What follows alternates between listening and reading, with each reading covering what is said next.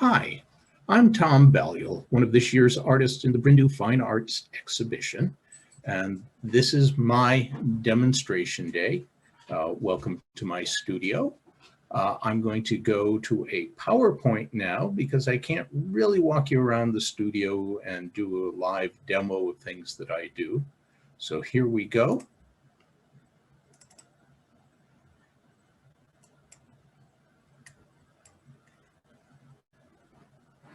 All right, seems to be working. I'll be talking about the process that I use to create a unique style of paintings.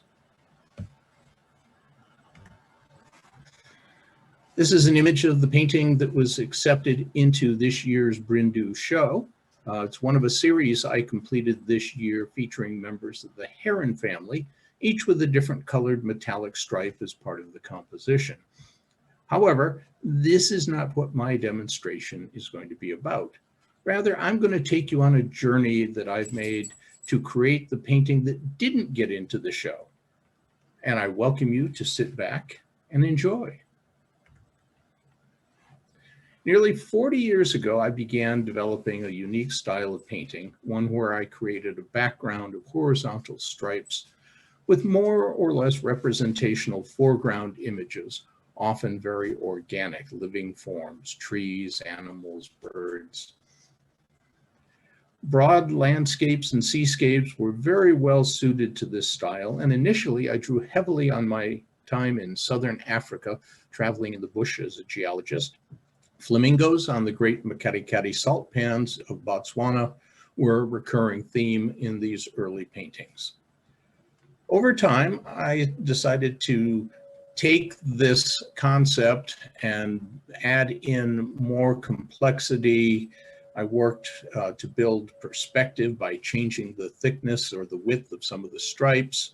I also played with different color schemes, or as you can see, tried to figure out how can I do this style in just black and white, or in response to my wife's challenge of, why don't you paint a flamingo painting that doesn't have any actual flamingos in it? More recently, I've explored how far I can push the technique. Following a cross-country road trip, I adopted a new approach to showing perspective with the landscape of Western Kansas. A vacation in Cornwall, southwestern England, resulted in an attempt to show surf breaking on a beach in the town of St. Ives without using any curved lines. Straight lines and angles were also used to depict eroded rock forms in a scene from the Kalahari Desert, and also craters on a monochromatic moonscape. This latter added a three-dimensional effect with an origami crane.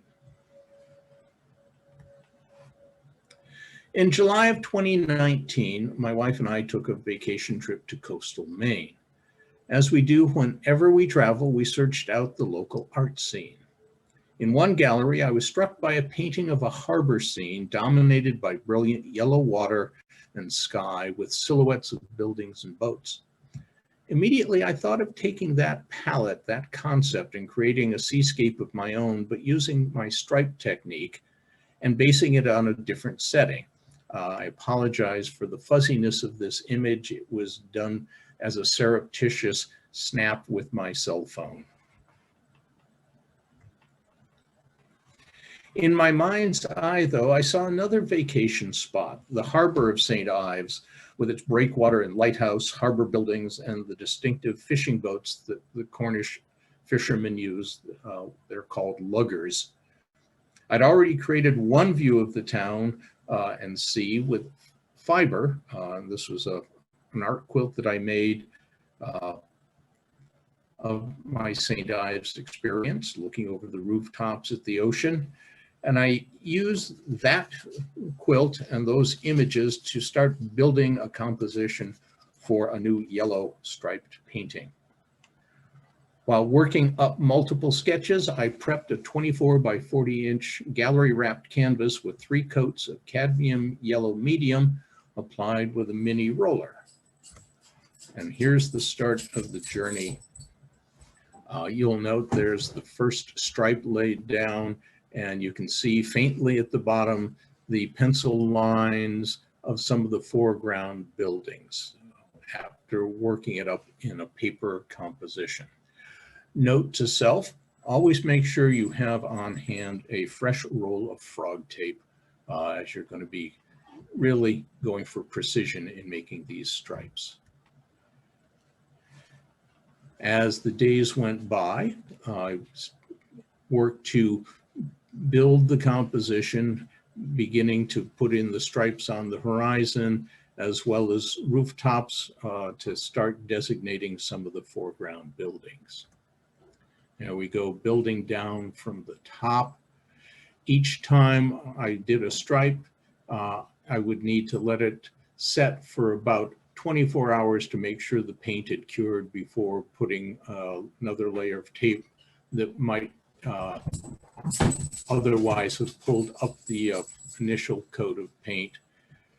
Each of the stripes that I painted got at least 2, sometimes as many as 7 different coats of paint as I worked to adjust the colors. And you'll see a little more complexity in the roof shapes, and trying to figure out how to limit the palette yet still come up with a pleasing composition. Here we go, there's the breakwater that's been put in. You can just see where the lighthouse is going to come in eventually. A few more stripes in the sky.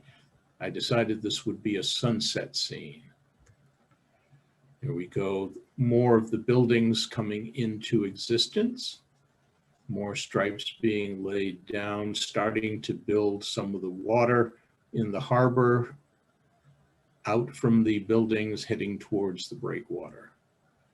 And more, putting in some of the streets and pavement in the town, some more of the walls on the buildings, a little more interest on the breakwater and the reflection of that in the harbor, adjusting the colors of the stripes, using just varying shades of yellow and yellow-orange.